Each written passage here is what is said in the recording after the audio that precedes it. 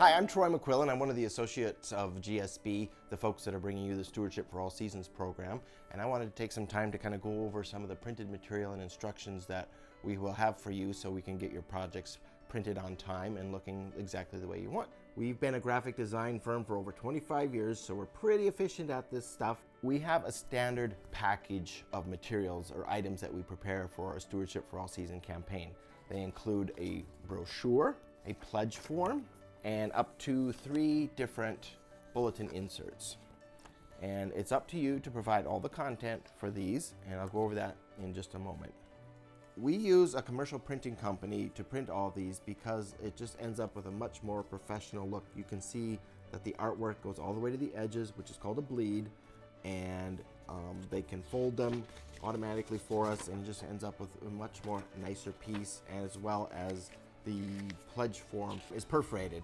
If you follow the instructions, which you will find in your Basecamp folder, it's a how to work with us and how to prepare your files, and it mentions the standard SAS package sizes, which I'm going to go over here in just a second. We have a lot of congregations that like to handle the printing on their own, which is just fine, but you have to understand we need to design it in a very particular way so when you print it out on your machine, it looks normal. Again, let us know what their page size limitations are. They might not be able to print on a sheet this large with the bleed area included, so we need to know that in advance. I can't stress that enough. Those sizes that you might be most familiar with is an 8.5 by 11 sheet, a legal sheet, 8.5 by 14, and 11 by 17.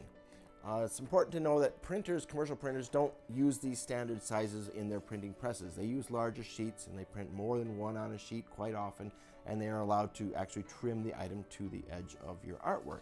You can take a legal size sheet, which probably you do your bulletins on anyway, and it does fold nicely into a brochure, but it's still quite a bit smaller than the standard 4x9 one that we do. You can't print these in-house, they're just too large. When you see your layout for the first time, you might be a little bit confused as how things are looking. In a proof form, it's gonna look like this, and it might be confusing to you because it's like the cover, you say it was not on one of the ends. Well, that's because the way it folds in half, and then half again. And as well as the pledge form, statement of intent, when you see it, you're gonna see it like this. And you might say, well, this top panel is upside down, but it's actually the back, so it folds perfectly. And same with the inside material. It's all right reading up to top to bottom. So keep that in mind when you're looking at your proofs. I want to continue on by talking about the content, the actual text and images that goes in your SAS program. You should work with your GSB consultant or follow the parameters in your guidebook on how to create the content for your brochure. And that would just be supplied to us in a Microsoft Word file. Don't do anything in Publisher. Don't try to do a pre-layout and send us a PDF. None of that will be any use to us. Send us your logo. It should be a high-resolution JPEG or an EPS. You can't pull it off your Facebook page or your website because the resolution just won't be good enough for us. And same with photos. We need 4 to 8 really good pictures that represent your congregation in terms of the people that go there, the activities that you have. And then make sure you have your data for your charts. And those can be in Excel, that's fine. We can work with that, no problem. And once you have all your files put together, and your text is final, we don't want a draft of your text that won't do us any good because we'll no doubt have to start over after you review it. So upload everything to your Basecamp folder that your associate will have set up for you.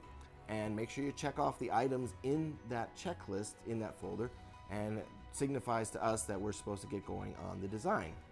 And we'll do that, and we'll send it back to you. You have about 3 days to review it and send us back any changes that you want. You can either annotate the PDF itself or just send us an email or upload a revisions document to the Basecamp folder. Whichever way, we're pretty flexible with that. And then we'll have your items printed. That's it for the package. Make sure you read the graphic design instructions, and then please fill out this onboarding form. It tells us how you intend to print them, whether it's in-house or a printer down the road from you, or if you want us to do it. That's really, really important. We can't stress that enough, because if we have to redesign your brochure for a different printer method after the fact, we will have to charge you additionally to get that redone. Our goal is to make this as simple as possible for you so it goes smoothly, we get you the materials on time. Thank you very much. We know the SAS program works. Good luck. Go to it.